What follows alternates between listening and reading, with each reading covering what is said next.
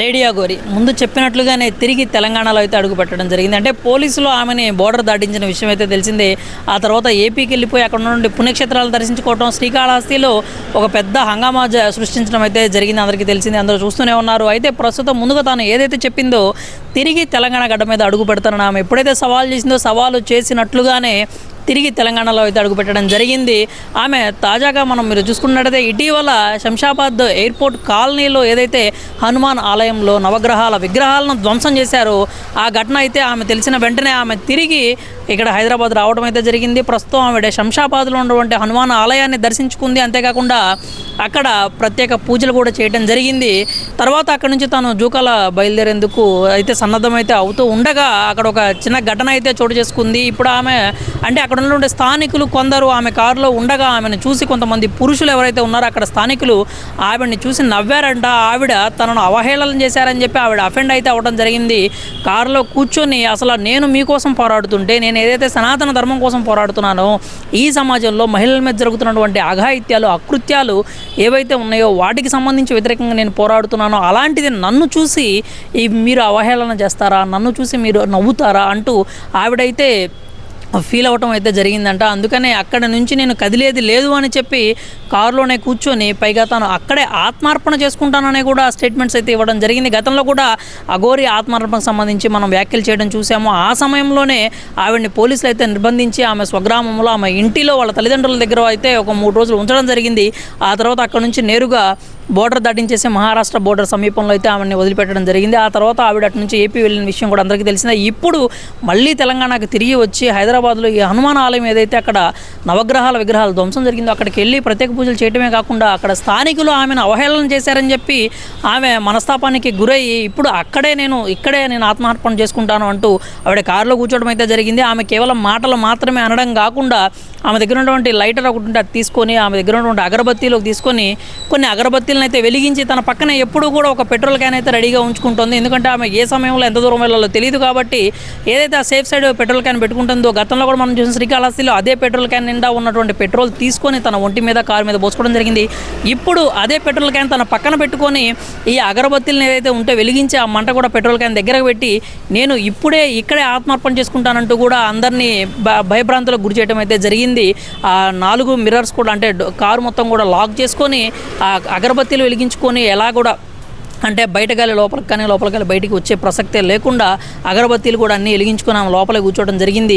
తనను అవహేళన చేశారు అన్నటువంటి ఒక ఆరోపణ అయితే ఆవిడ చేస్తూ ఉంది. అక్కడ ఉన్నటువంటి స్థానికులు తనను చూసి నవ్వారు అని చెప్పి తనను అవహేళన చేశారు అని చెప్పి ఆమె అయితే చేస్తూ ఉంది. ఈ నేపథ్యంలోనే అక్కడే ఉండి నేను ఇక్కడే ఆత్మార్పణ చేసుకుంటాను అని చెప్పింది. అక్కడ ఉన్న స్థానికులు కూడా ఆవిడతో ముందుగా మాట్లాడే ప్రయత్నం అయితే చేశారు. ఏదైతే ఈమె ఇక్కడ ఈ ఎయిర్పోర్ట్ కాలనీలో హనుమాన్ ఆలయం దగ్గర కావచ్చు లేదంటే జూకాలలో కావచ్చు ఆత్మార్పణ చేసుకోవడానికి నేను సిద్ధంగా ఉన్నాను ఆవిడైతే చెప్పింది. అంతే తర్వాత మీడియాతో కూడా మాట్లాడడం జరిగింది. మీడియాతో మాట్లాడుతున్నప్పుడు కూడా ఆమె ఏమనిందంటే నేను కేదార్నాథ్లో ఉన్నటువంటి నా గురువు గారికి నేనైతే చెప్పడం జరిగింది, నేను ఆత్మార్పణ చేసుకోవడానికి సిద్ధంగా ఉన్నాను, నేను ఏ క్షణమైన ఆత్మార్పణ చేసుకుంటాను, అందుకు నేను సిద్ధంగానే ఉన్నాను, సనాతన ధర్మాన్ని కాపాడటానికి నా ప్రాణత్యాగం చేయడానికైనా కానీ నేను వెనకాడినంటూ మరోసారి స్పష్టం చేశారు. మరోసారి స్పష్టం చేయడం మాత్రమే కాకుండా తన గురువు గారికి ఆత్మార్పణకు సంబంధించినటువంటి అంటే రిక్వెస్ట్ కూడా పెట్టుకున్నాను నేను. ఆయన ఎప్పుడైతే ఆర్డర్ ఇస్తారో సరే నువ్వు ఆత్మార్పణ చేసుకో అని చెప్పి ఆయన ఆర్డర్ కనుక ఇచ్చిన వెంటనే నేను ఎక్కడ ఉంటే అక్కడ ఆత్మార్పణ చేసుకుంటాను అని చెప్పి ఆవిడైతే వ్యాఖ్యలు చేయడం జరిగింది. అంతేకాకుండా ప్రస్తుతం ఆమె ఏంటంటే ఆమెను చూసి నవ్వారు అని చెప్పి ఆవిడ ఇప్పుడు అక్కడ కూర్చొని అంటే అక్కడ నుంచి అంటే ముందు హనుమాన్ ఆలయంలో ఏదైతే పూజలు చేసుకొని వచ్చి కారులో ఎక్కితే పోలీసులు కూడా ఆమె అక్కడి నుంచి వెళ్ళిపోతుంది అనుకున్నారట. కానీ కారును మాత్రం రోడ్ సైడ్ పక్కకు పెట్టేసి అక్కడే ఉండి ఆవిడ ఇలాగ అగరబత్తీలు వెలిగించుకొని లాక్ చేసుకొని కారు కూర్చోవడం అయితే జరిగింది.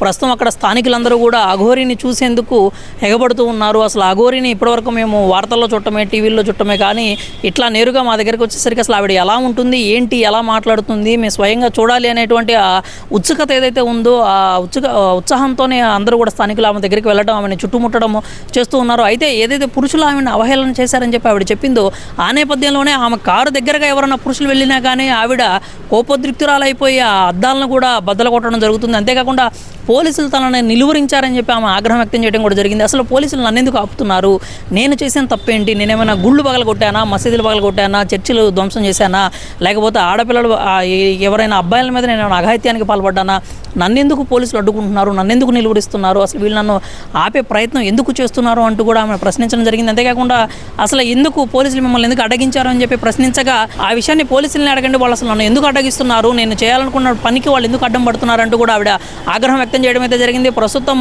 శంషాబాద్లోని ఎయిర్పోర్ట్ కాలనీలో ఒక ఉద్రిక్త వాతావరణం అయితే నెలకొంది. అక్కడ ఎవరైతే అక్కడ గుమిగూడుతూ ఉన్నారో ఆ స్థానికులను అయితే పోలీసులు చెదరగొట్టే ప్రయత్నం చేస్తున్నారు. ఎవరు కూడా ఆ కారు దరిదాపుల్లో కూడా ఉండకుండా ఉండేలా పోలీసులు అయితే జాగ్రత్త పడుతున్నారు. ఎందుకంటే ఆమె పక్కనే ఉన్నటువంటి పెట్రోల్ క్యాను, అంతేకాకుండా ఆమె చేతిలో ఉన్నటువంటి అగరబత్తీలు కావచ్చు, ఎప్పుడు ఏ క్షణంలోనైనా కానీ ఏ ప్రమాదమైనా జరిగేటువంటి ఆస్కారం అయితే ఉంది. ఆ నేపథ్యంలోనే పోలీసులు ఆ కారు దగ్గరలో కూడా ఎవరిని ఉండకుండా ఉండేలాగా వాళ్ళైతే చూసుకుంటున్నారు.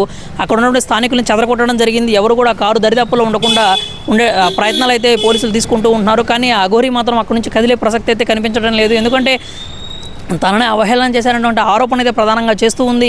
అక్కడ ఉండే స్థానికులు కూడా కొంతమంది ఏదైతే ఉన్నారో ఆమె చర్యలు చూసిన తర్వాత కొంచెం దిగ్భ్రాంతికి గురవడం జరిగింది. ఒక అఘోరి ఇలా చేస్తుందా అని చెప్పి, అంతేకాకుండా ఆ కారు దగ్గర కూడా ఎవరు వెళ్ళొద్దు అని చెప్పి వాళ్ళే చెప్పుకోవడం జరిగింది. ఎందుకంటే ఎప్పుడు ఏం జరిగిద్దో ఎవరు చెప్పలేరు.